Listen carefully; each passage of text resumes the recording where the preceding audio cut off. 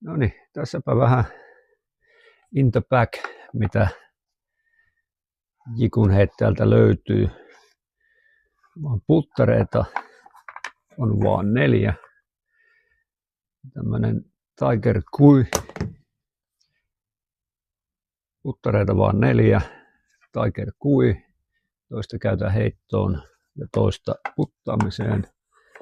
Sitten mulla on Freja 2 kappaletta. Tää Krystalli on heittoon ja Inner Color on puttiputterina. Ja tää on ehkä mun ykkös puttiputteri. Sitten midareista. Mun ehdoton suosikki on Jan. Näitä multa löytyy varmaan 20 näitä Janeja. Osa on vähän kuluneempia ja osa on ihan präniköitä, mutta tää on sellainen kiekko, että vaikka en heittäisi jikunia, niin tää olisi mun päkissä. Sitten mulla löytyy yksi tämmönen Phoenix Zoo. Tää on hyvin alivakaa midari. Heitän tätä rystyllä. Sitten löytyy tämmöisiä Fore-midareita, vähän vakaampia. Cheng, Kui ja Yao. Kaipaisin vieläkin vakaampaa midaria. Mulle on nyt tulossa crossbow, mutta en ole vielä saanut sitä. Sitten mulla on tässä 2 tämmöistä Phoenix Fu-kiekkoa. Nämä on väyliksiä, mutta mä itse käytän näitä Axiom Pyron korvaajana. Toimii ihan ok siihen. Sitten mulla on näitä distancepannoja.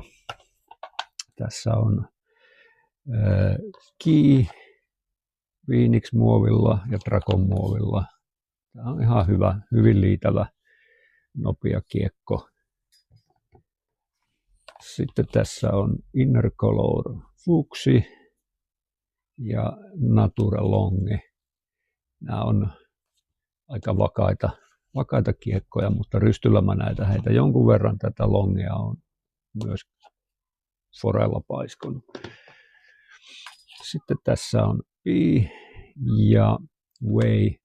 Nämä nyt on ollut oikeastaan vasta silleen testissä, että en ole hirveästi heittänyt näitä, mutta voi olla, että johonkin tarkoitukseen nämäkin löytää tiensä.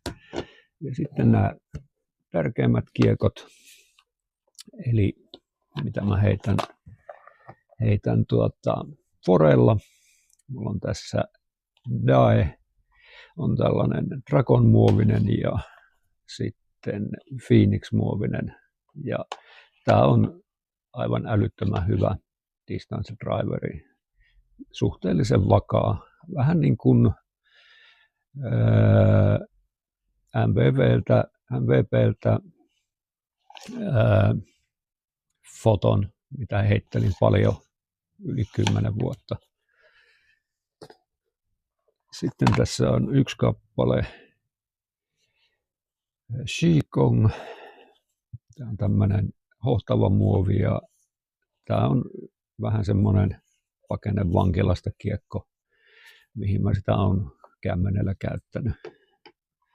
Sitten löytyy tämmöinen Jun Phoenix Star. Tämä on erittäin luotettava ja vakaa vorekiekko. Yllättävänkin vakaa. Näitä voisi itse asiassa hankkia enemmän. Ja sitten Jinfu. Käytän paljon tätä sillä tavalla fore-antsoihin. Tämäkin liitää tosi hyvin ja pitää hyvin kulmansa. Ja siinäpä ne tällä hetkellä olisi kaikki nuo kiekot, mitä multa päkistä löytyy. Ja täydennystä on nyt tosiaan tulossa.